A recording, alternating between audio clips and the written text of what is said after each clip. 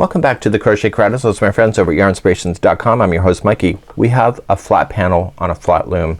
So instead of going back and forth, we have the interior that is empty like this, and so we need to bind off this section.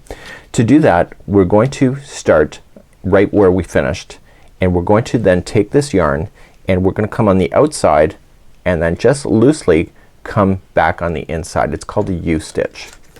And don't be too tight with it. So you're just going to take the bottom over the top like that.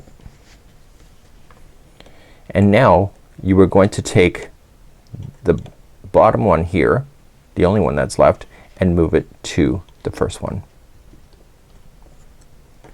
You're now going to take the new bottom one and go up over the top,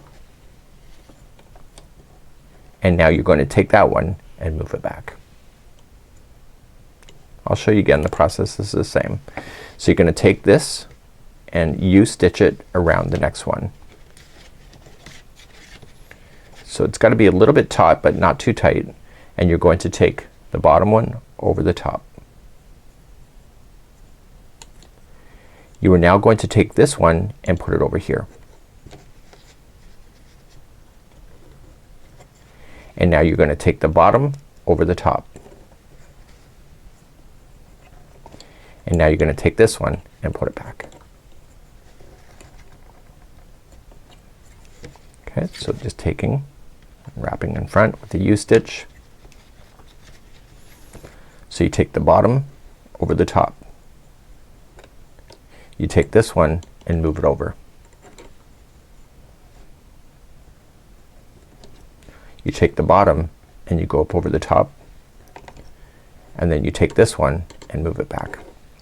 And I want you to do that one more all the way across, except for the last one. I'll meet you there. So just to recap one last time, you wrap the next one, knit it, take that one, push it over, take the bottom and knit it over the top,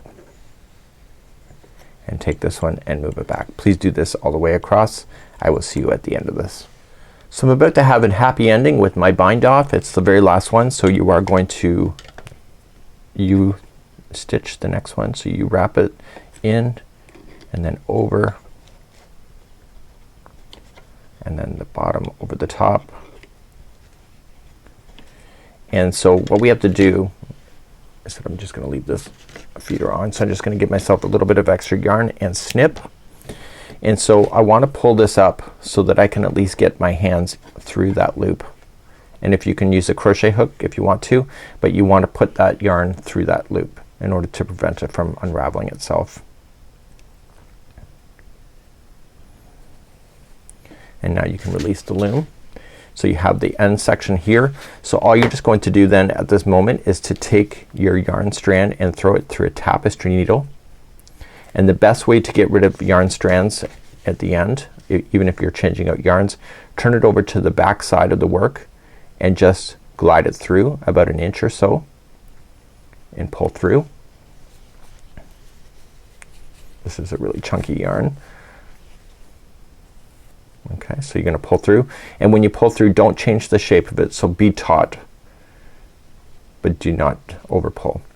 And now you're gonna go back in the other direction. Make sure the needle comes out of the back side of your project, and then back one more time across. So you want to go back and forth 3 times, and that will prevent your project from unraveling itself.